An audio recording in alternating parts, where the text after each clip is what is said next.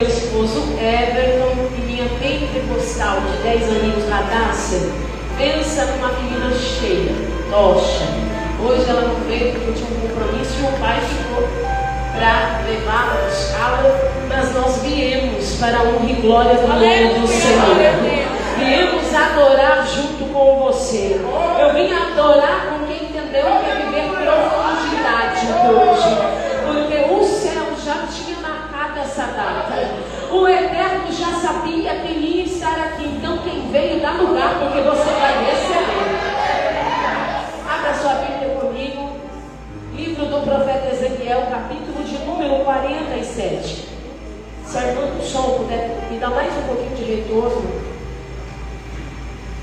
Ezequiel, capítulo de número 47. Aleluia. A minha versão é NVI. Pode ser que esteja um pouco diferente da sua, mas o significado é o mesmo.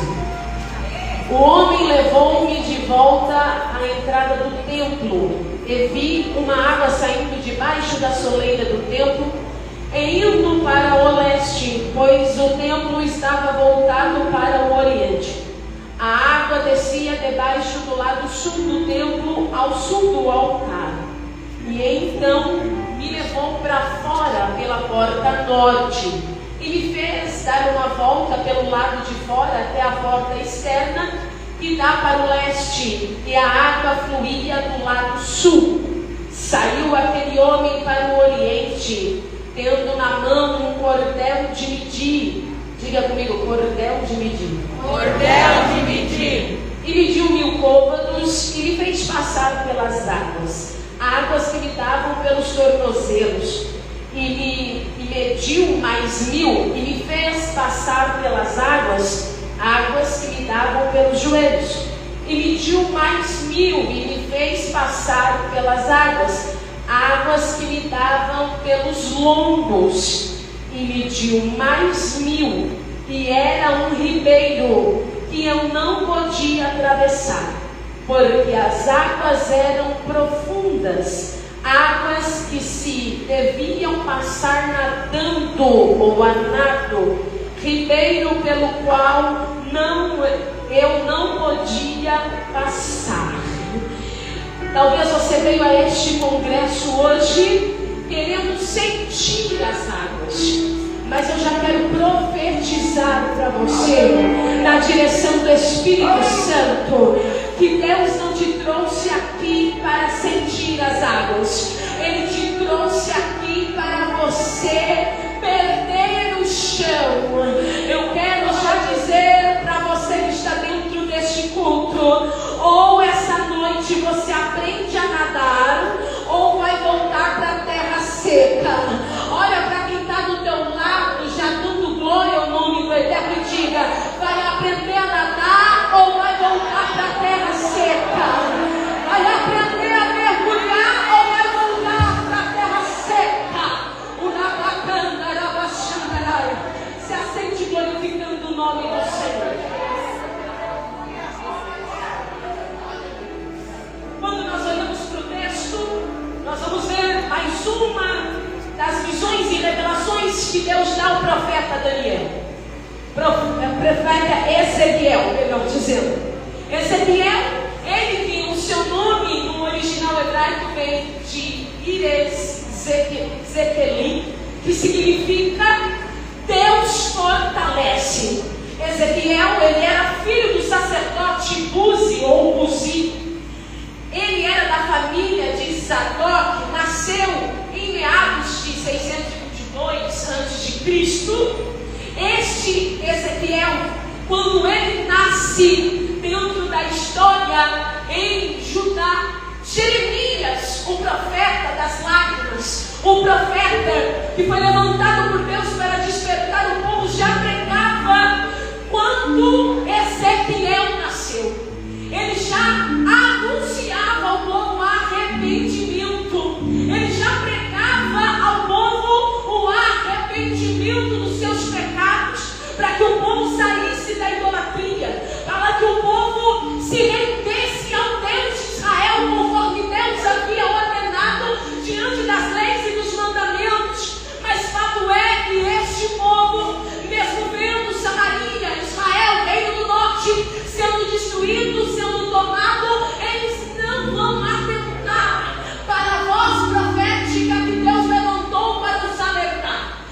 o Deus que usava Jeremias toma a boca dele no capítulo de número 25 e diz: olha, e toda essa terra virá ser um deserto e espanto, e eu levarei vocês para servir o rei da Babilônia por 70 anos. Só que depois de dar esse tempo, eu certamente me compadecerei de ti e de vós. E a Bíblia vai dizer que mesmo assim o povo era uma casa rebelde, o povo era um povo obstinado, um povo que não cumpria os mandamentos de Deus. E um dos mandamentos que eles não cumpriram foi quando Deus disse a Moisés: somente ao Deus de Israel adorarás, somente ao Senhor teu Deus adorarás. Só que eles vão levantar vozes a Baal, a Sera ou a Será e vão se corromper na idolatria. Este povo que também não respeitou o edito que Deus deu a Moisés, dizendo no livro de Levíticos, capítulo 25, verso de número 3 e 4, Deus disse: olha, Moisés, quando vocês entrarem na terra prometida, vocês vão poder plantar por 6 anos. Só que também na terra prometida eu vou querer um ano sabático, que é o 7º ano. Vocês vão plantar, vão colher 6 anos. No 7º ano vocês vão entregar a terra para descansar em adoração a mim como ano sabático. Só que a Bíblia vai dizer que esse povo desobedece. Eles entram dentro da terra prometida e eles não cumprem o edito que Deus deu a Moisés. Eles não deixam a terra descansar no 7º ano. E vai se passar em média, mais ou menos, desde o dia que eles entraram na terra prometida até o período do exílio babilônico. Se fizéssemos uma conta, mais ou menos dá uns 490 anos. 490 anos sem a terra descansar, sem eles obedecer aquilo que Deus tinha dado como um mandamento para eles, como uma forma de adoração e de entrega a Deus. Só que quando nós vamos ler o livro de 2 Crônicas, capítulo de número 36 e o verso de número 21, vai dizer que quando este povo vai para o exílio, se você pegar 490 dividido por 7, que era o ano que eles tinham que ter deixado a terra descansar e não deixou, vai dar exatamente o período que eles ficaram dentro do cativeiro babilônico: 70 anos. Sabe por quê? Porque muitos acham que Deus não está vendo ou que Deus não vai fazer nada. Muitos olham para as profecias, para as palavras que Deus libera e falam: já passou muito tempo, Deus não vai fazer nada. Só que eu vim profetizar nessa casa que o Deus de Israel, o Deus Criador, Ele não erra a conta, Ele não perde a conta, Ele dá a você a oportunidade de semear o que você quer. Mas não se engane, o Deus Todo-Poderoso não se deixa escarnecer. Você pode plantar o que quiser, mas a colheita será inevitável, porque Ele não erra a conta. Nós bem sabemos que esse cerco, ele foi feito quando Deus, na boca do profeta Jeremias, falou: eu vou usar a Babilônia sob o governo de Nabucodonosor para oprimir vocês. Então Nabucodonosor vai invadir a cidade em 3 cercos, em 3 tempos. O primeiro cerco foi em 606, mais ou menos, aonde ele leva os príncipes, os instruídos, os sábios, os nobres, dentre eles Daniel, Ananias, Azarias e Misael, os jovens que foram levados na primeira leva. Na segunda leva, por volta de 596, mais ou menos, antes de Cristo, então ele leva o rei Joaquim e junto vai o profeta Ezequiel, porque nesta leva ele leva os artesãos, os ferreiros, os oficiais, e a última invasão, que foi a total destruição,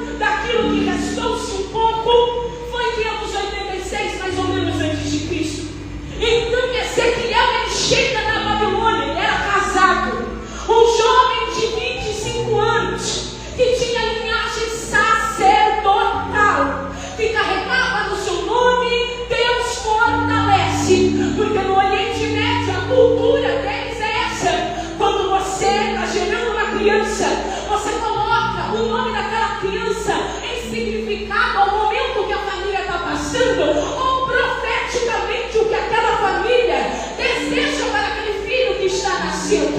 O nome do pai dele, Buzi, significava desprezo ou desprezado. Mas quando Ezequiel nasce, ele fala: o meu nome pode ser desprezado, mas o nome dele é Deus fortalece.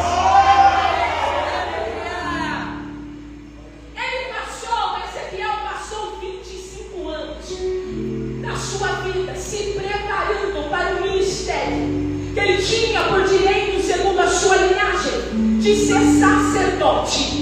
Então os jovens judeus tinham que passar toda a sua adolescência até os 25 anos estudando sobre as leis, estudando sobre os sacrifícios, estudando sobre tudo para que pudessem servir no templo, no tabernáculo, no templo. E ele passou 25 anos da sua vida se preparando para esse ministério, porque 25 anos era a primeira consagração, e com 30 anos então ele era recebido como sacerdote. E a Bíblia vai dizer no capítulo de número 1 do profeta Ezequiel, quando ele completa 30 anos de idade e 5 anos de cativeiro na Babilônia, ele estava às margens do rio Quebar, na vila de Tel Aviv, junto com os outros exilados.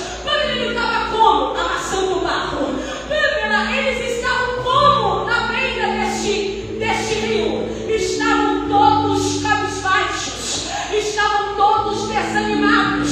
Lembra quando o salmista fala: e nós penduramos as nossas harpas no salgueiro. Salgueiro eram plantas que davam às margens de rios. Então eles não tinham motivo para adoração, eles não tinham motivo de se alegrar. Então os babilônicos diziam a nós: cante-nos uma canção de Sião. Nós sabemos que vocês cantam, adoram lindamente ao Deus de Israel. Então eles nos diziam: pegue as harpas do salgueiro e cante-nos uma canção do nosso Deus. A Bíblia vai dizer que neste momento, aonde eles estavam amassando barro, às margens do rio Quebar, a Bíblia vai dizer que Ezequiel, naquele momento, completava 30 anos. E se ele estivesse em Jerusalém, seria o momento a qual ele seria e exerceria esse tão lindo ministério. E é neste cenário que Deus vai chamar ele para algo que não era propósito da família de Ezequiel para ele, que não era propósito de Ezequiel, não estava no organograma da história dele fazer aquilo. Só que o Deus que abre os céus nos momentos mais difíceis da sua vida, ele sempre vai agir do jeito que ele assim determinar. Lembra de Isaías, no ano em que morreu o rei Uzias, o rei que era seu parente, que ele tinha influência, morreu leproso por causa de sua soberba e seu orgulho. Ele olha para o trono vazio, ele olha para a cidade, ele fala: o que vai ser? Porque esse rei era um rei que traz estrutura para o povo. O que seria de nós? O que será de nós? Poderia Isaías pensar, mas é nesse cenário de dúvida, no capítulo de número 6, que a Bíblia diz que o céu se abriu para ele, e ele teve uma visão do trono, e ele via serafins ao redor do trono, que dizia: santo, santo, santo, santo. É nos momentos mais difíceis. Lembra de Estevão? Se converteu no Evangelho de Cristo, pregando o Evangelho de Cristo. Ele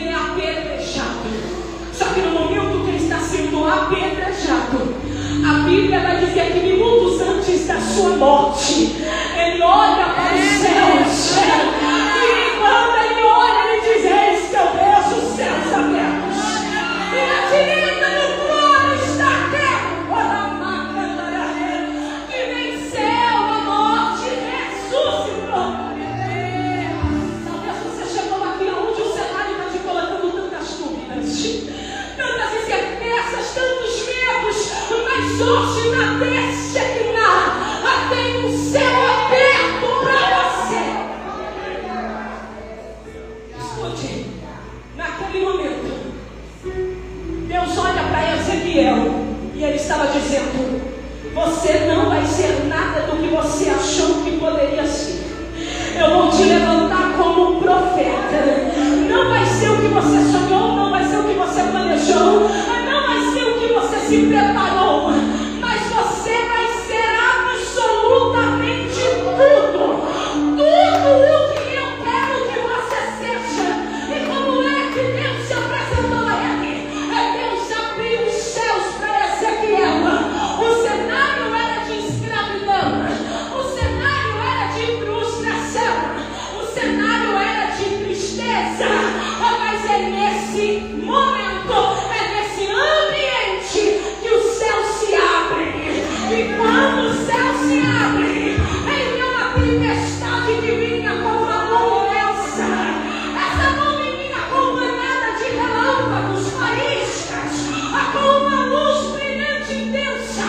E no meio dessas nuvens havia algo semelhante a um metal polido, a cor de ambar. E no meio dessas nuvens de fogo havia seres.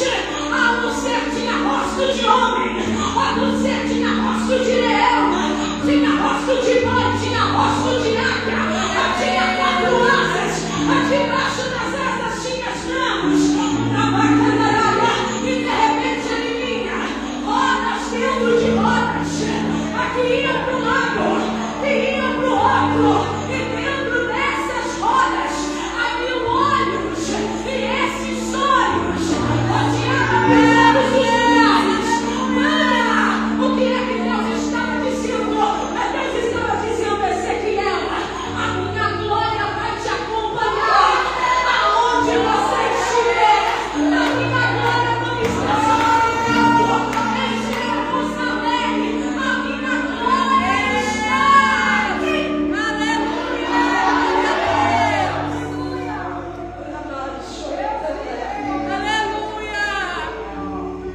Após ter essa visão sobrenatural, Deus manda ele comer um livro, um pergaminho, e esse pergaminho está nas sentenças que Deus traria ao seu povo, as mensagens, as coisas, um sabor doce. Para ele tinha um sabor adocicado. Sabe por quê? Quando Deus te chama para algo, Ele te dá respaldo para viver aquilo que Ele está te colocando para fazer neste momento.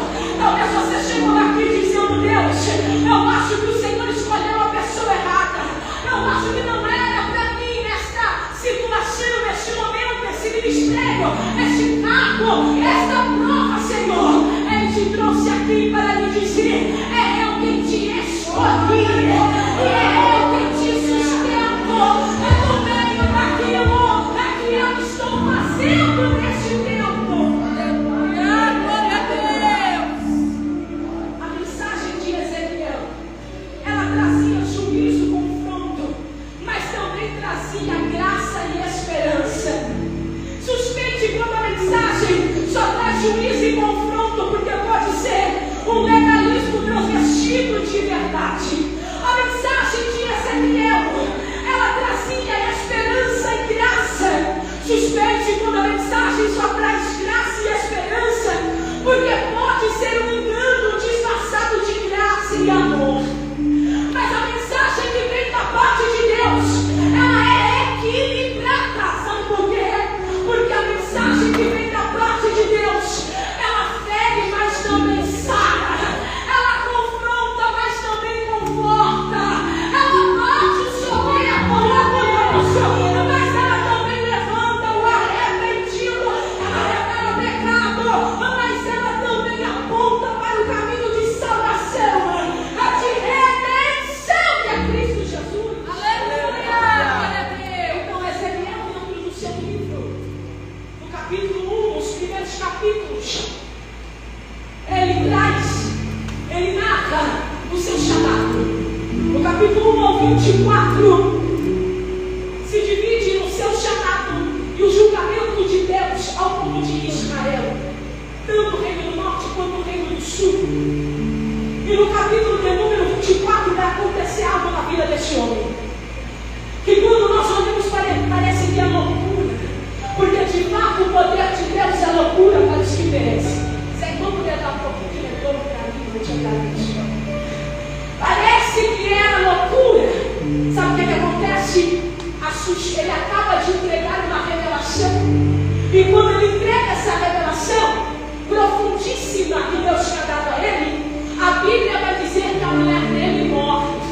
E quando a mulher dele morre, a Bíblia vai dizer que Deus proibiu ele de expressar o luto segundo o costume judaico. Deus olhou para Ezequiel e disse: não chora, não vai chorar, não vai fazer a liturgia de funeral, não vai se entregar a este luto, porque até o seu luto, Ezequiel, eu vou usar de testemunho para este povo. Você entende que quando você está na direção daquele que te chamou para exercer aquilo que ele quer de você, vai ter dias que você vai querer chorar, vai ter dias que você vai querer parar, vai ter dias que você vai olhar e vai dizer: chega, vai ter dias que você vai olhar e vai dizer: Deus escolheu a pessoa errada, mas é nesse dia que ele, em sua soberania, sabendo o que ele te reserva, ele vai olhar para você e vai dizer: calma, agora chora, porque até a tua dor vai ser testemunho para quem te observa.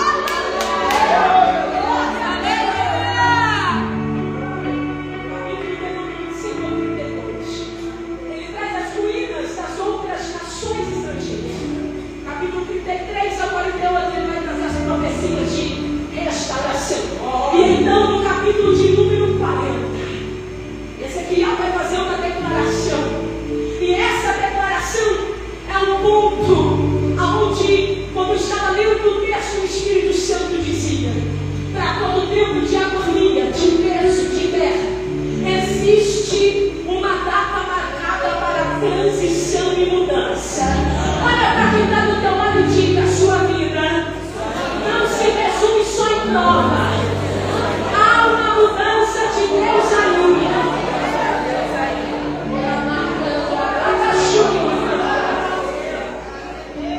Ele vai dizer, capítulo de número 40: veio sobre mim a mão do Senhor e me tirou de lá, me levou em visões até a terra de Israel e me colocou em um alto monte. Diga comigo: um alto monte. Escute, aqui Deus estava fazendo uma transição na vida de Ezequiel. Escute, Deus estava mudando o ambiente, Deus estava mudando o cenário. Quem estava promovendo isso é aquele que no capítulo 1 chamou ele no meio de um cenário de escravidão e exílio. É aquele que no capítulo 24 disse para ele: sua mulher morreu, mas não vai passar nem pelo luto.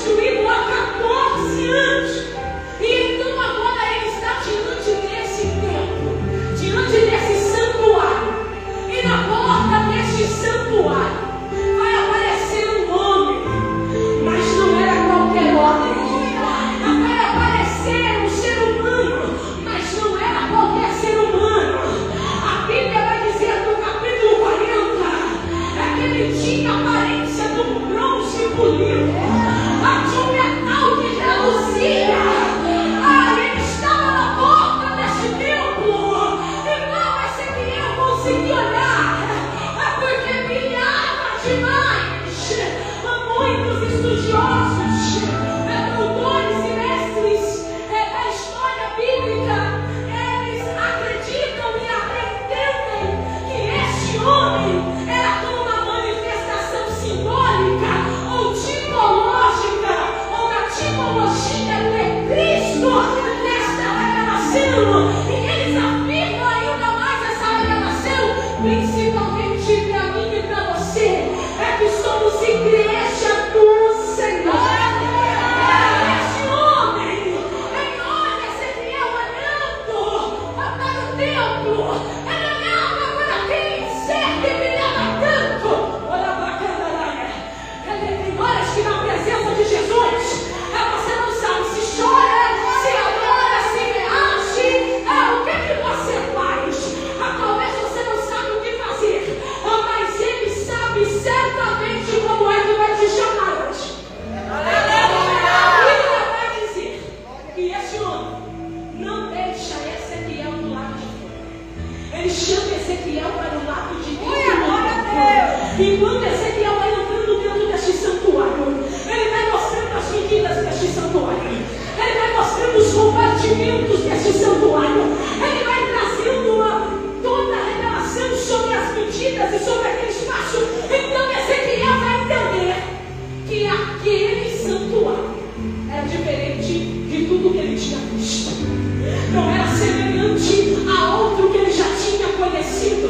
E a Bíblia vai dizer no capítulo 43 que depois dele ver a glória, de ver as medidas, os compartimentos, a Bíblia vai dizer, 43, verso de número 5: então o Espírito me pôs em pé e levou-me para dentro do pátio interno, e a glória do Senhor encheu aquele templo.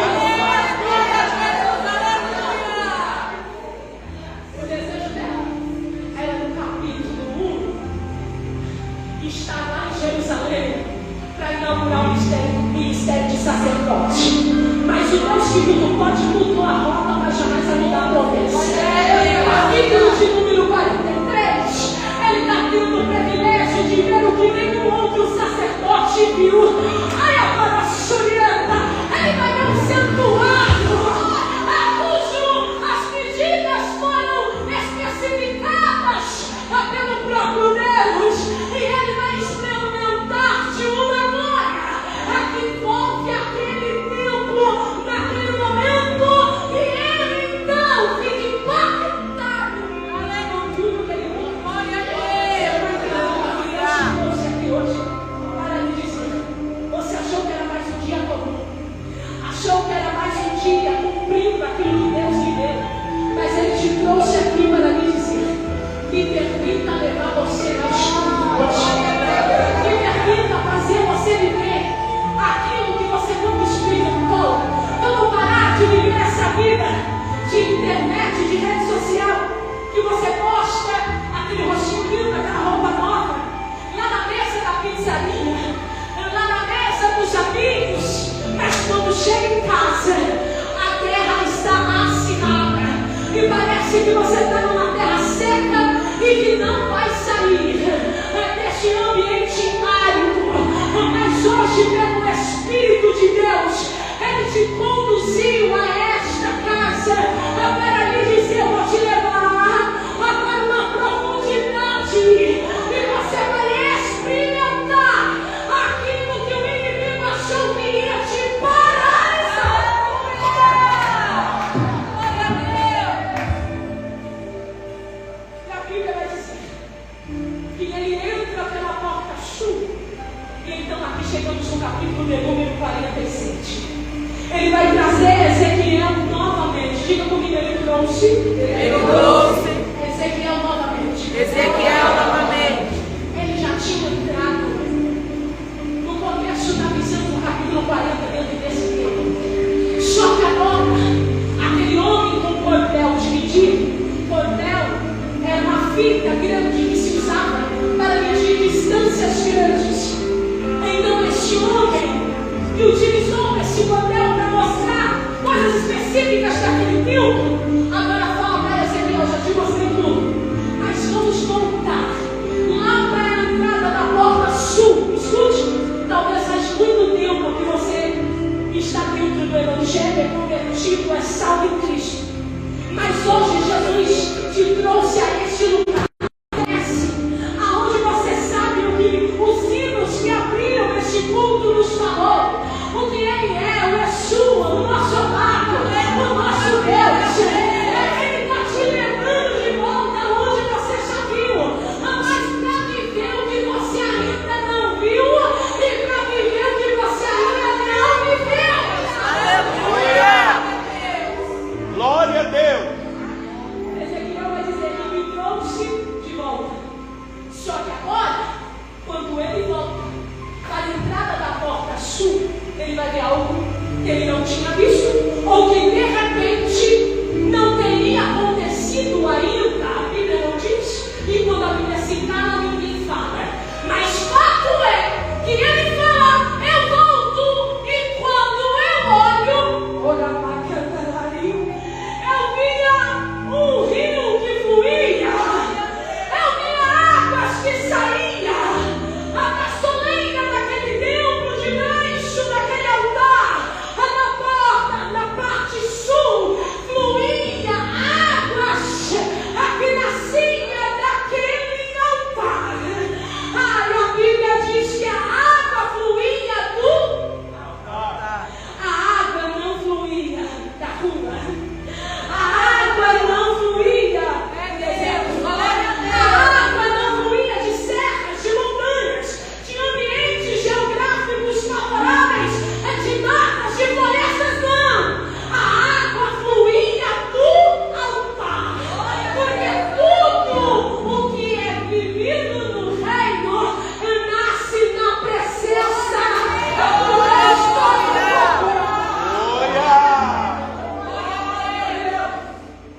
Está esperando fluir da terra. Está esperando vir a providência de quem já te fechou porta. Está esperando o seu patrão te reconhecer. Está esperando o advogado ligar e dizer: olha, o depósito será feito, a causa será resolvida. Está esperando o medicamento fazer efeito e dizer: olha, agora você está liberada, está curada. Tudo isso Deus se move dentro de todo o plano aqui na terra, em homens, em leis, em médicos, em medicina. Mas hoje eu vim pregar para o povo que acredita que o rio nasce no altar, que acredita que a água que cura, que liberta, que transforma, ela sai do altar. O direcionamento, ele não é do homem.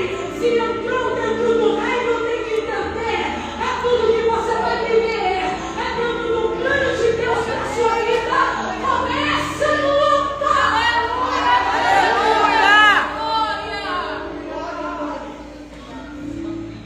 Sai diante da Bíblia, Tiago. Faz assim. Fica direito assim. A direita. É você, rapaz. Olha na chuva. Há uma água que está fluindo nesse altar. Vou levar a chuva. E essa água é para você respostas antigas de Deus. Sabe quando a gente permite e persevera dentro daquilo que Ele nos indica? Porque o inimigo por várias vezes achou que ia conseguir te desestruturar, achou que ia conseguir te paralisar. Porque quando eu olho para você, o Senhor não fala para mim de 2026, Ele fala para mim de 2016. Andaluiz e a tua ignorância, aonde o inimigo de sua alma permeava em algumas situações e dizia: vou trazer a ela vergonha, vou trazer a ela dor, vou trazer a ela paralisação. Mas você não serve o Cristo que você ama tanto por aquilo que Ele faz. E há 10 anos atrás você dizia: se o meu Deus fizer, Ele é Deus. Se Ele não fizer, Ele é Deus. Olha para a por quê? Ele sabe quem foi que Ele livrou quando a sua